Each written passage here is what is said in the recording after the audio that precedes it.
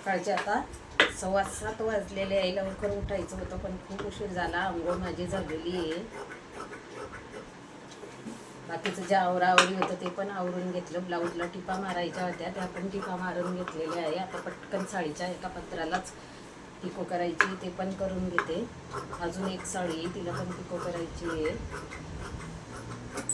श्री स्वामी समर्थ. शुभ सकाळ सर्वांना. सकाळी सकाळी घराची साफसफाई करून घेतली, आंघोळ झाली आणि लगेच मी मशीनवर बसलेले आहे. काही ताईंना असं वाटेल की एवढ्या सकाळी मशीनवर बसल्या, पण हो, सकाळी सकाळी साड्यांना पिको करायला घेतलेली आहे. माझं असं वेळेवरच असतं बरं का ताईंना. कुठं जायचं असलं तरी मी रात्रीचा ब्लाऊज शिवते. देवाची पूजा आज केलेली नाही. देवांना फक्त फुलं वाहिलेली आहे आणि दिवा लावलेला आहे. जे दूध होतं ते फ्रीजमध्ये तापवून ठेवलेलं आहे. म्याऊला पण दूध दिले. बरंच दूध होतं आणि केळी पण बरीच होती, त्यामुळे मी केळाचं ज्यूस केलेलं आहे. एवढ्या सकाळी तर घरामध्ये कोणी काही खात नाही, तरी पण ज्यूस तुमच्या दादांना दिलं.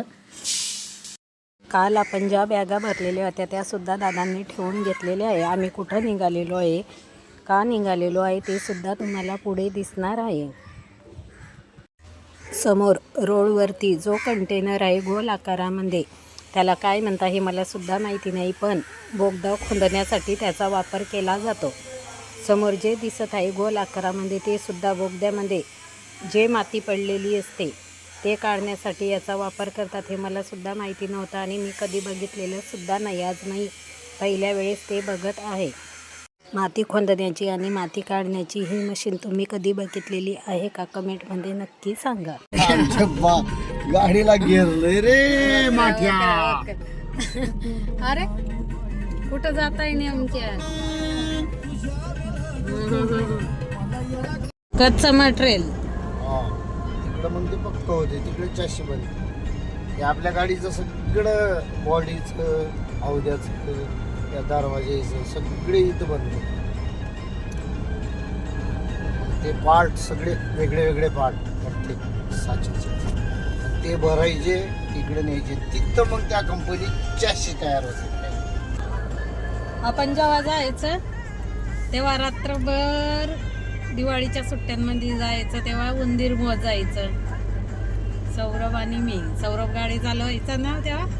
पुढं बसायचं बाबा आणि लय पळा, नुसतं गाडी पळायचं, लय पळा पळा असून. रात्रभर झोपत नव्हता पण रात्रभर झोपत नव्हता. माझ्यासोबत जागरण करणारा पक्का होता. आणि पुढं तर काय आम्हाला बसच देत नव्हता. सागऱ्यान तुला झोपायला पाठीमांग.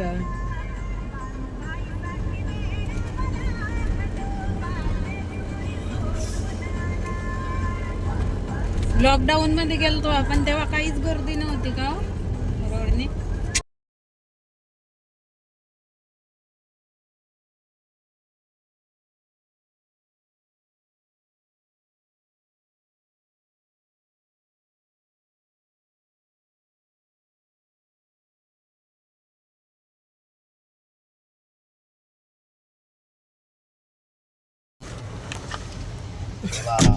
चला आता काय करायचं आहे?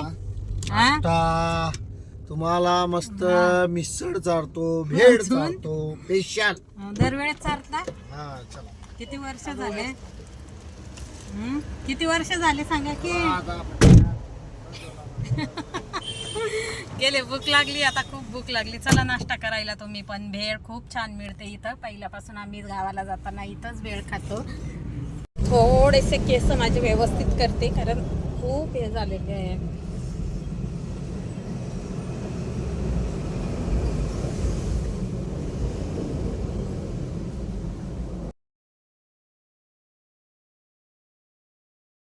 चला, यांनी घेतलेली आहे भेळ, मला सांगितलेली आहे मिसळ पाव.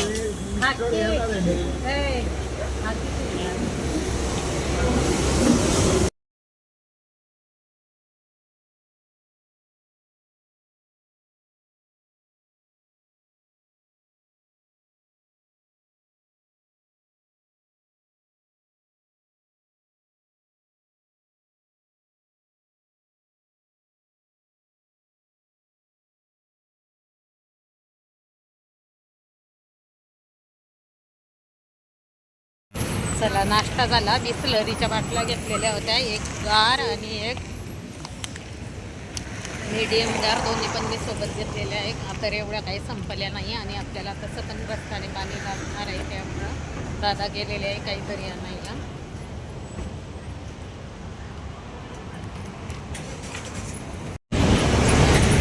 पुणे ते नगर ह्या रोडवरती हे हॉटेल आहे. चहा पण खूप भारी मिळतो इथं आणि भेळ पण खूप छान असते. आम्ही खाल्लेले आहे मिसळपाव. चला आता निघतो आपल्या रस्त्याला, कारण की आपल्याला खूप लांब जायचं आहे आणि तसा पण आपल्याला खूप उशीर झालेला आहे. वायपरचं आहे.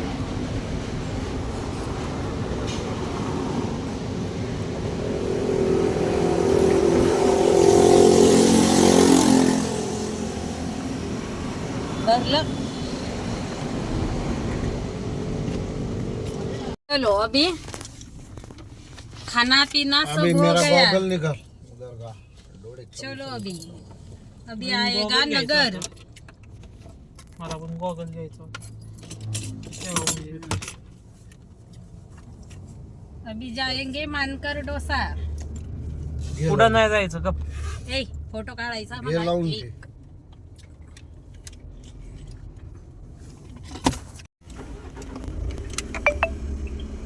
3250चं किती लिटर डिझेल? 33 लिटर. 33 लिटर. चला आता किती किलोमीटर जातं बघू.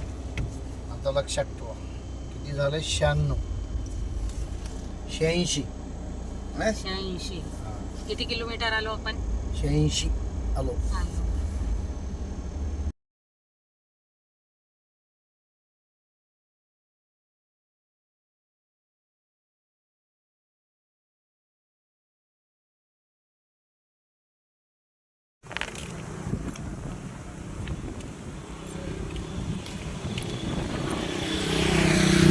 चला आम्ही उतरलेलो आहे. ते चालतं ते आता कोण हा ते लाडू आहे ते सगळं चिकट पडलं खाली.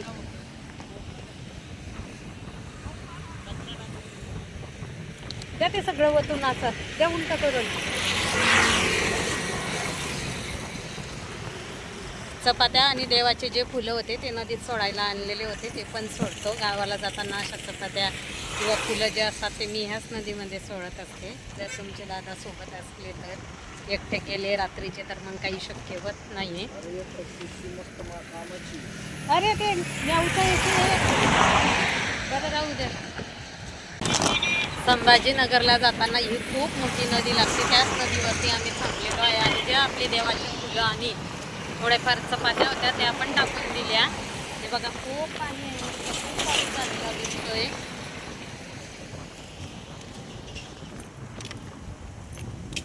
चला दादा जे आपलं ऑइलचं आहे त्याला कॅरी बॅग लावता आहे कारण पावसाचं पाणी जाऊ नये म्हणून.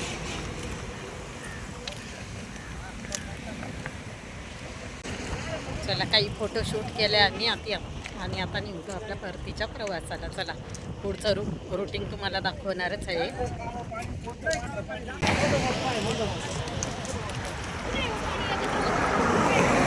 आमच्यासारखे बरेच लोक इथं थांबून पाणी बघतात, फोटोशूट करतात. खूप छान वाटतं असं वातावरण बघायला पण.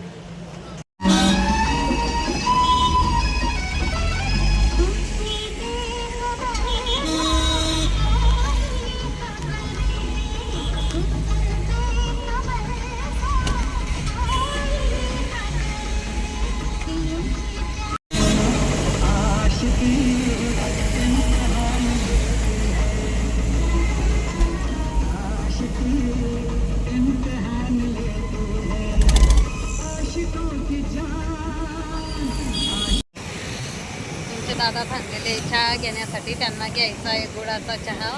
बराच वेळ झाला त्यांचं चाललेला आहे चहा पिऊ चहा पिऊ, पण मी तर काही पिणार नाही का तर मला पहिलेच पित्ताचा त्रास होतो आहे.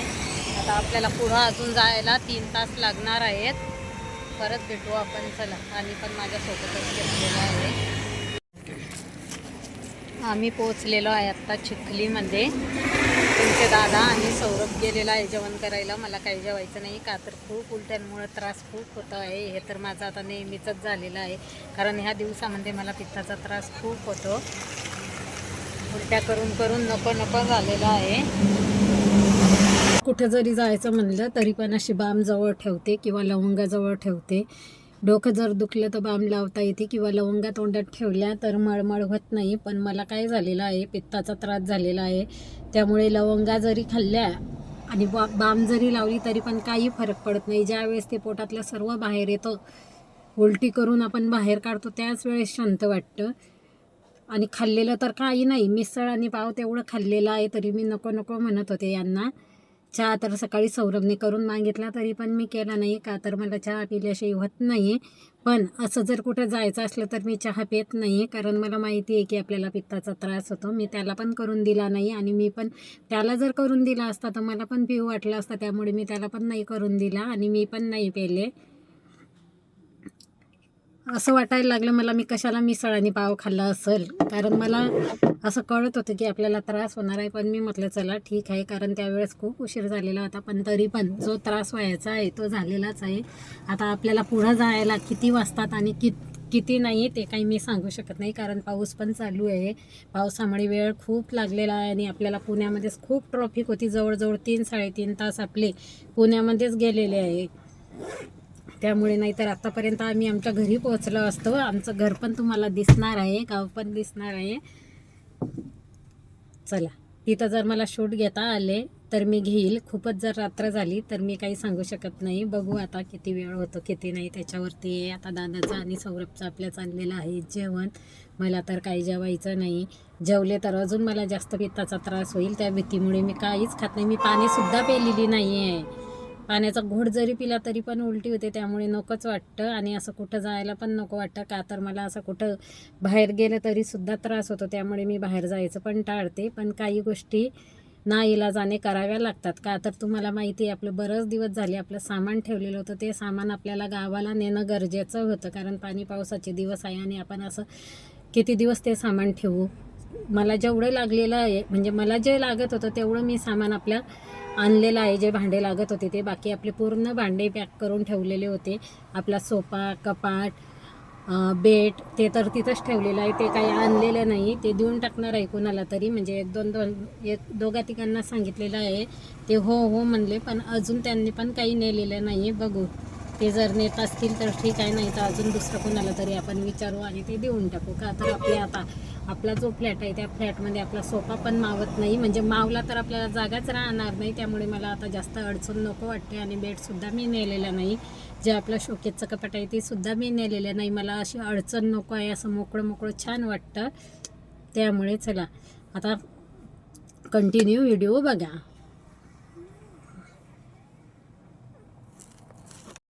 सकाळपासून प्रवास करता करता शेवटी आमचे गाव आले. गावाची ओढ ही काही वेगळीच असते. ज्या ताई खेडेगावामध्ये राहतात त्यांना माहिती आहे, किंवा ज्या सिटीतून खेड्यामध्ये येतात त्यांना खेड्यामधले वातावरण कसे आहे हे माहिती असतं. आमच्या गावामध्ये लाईट कमीच असते, त्यामुळे तुम्हाला अंधार दिसत असेल. सिटीमध्ये जसे लाईटी असतात तशा खेडेगावामध्ये नसतात बरं का ताई. आम्ही आलेलो आहे गावामध्ये. आता मी तुम्हाला काही दाखवत नाही, उद्या सकाळी दाखवते. का तर आता खूप रात्र झालेली आहे आणि सर्व झोपलेले आहे. माझं पण डोकं थांबलेलं नाही, डोकं पण दुखतं आहे. चला आता उद्या सकाळी भेटू आपण.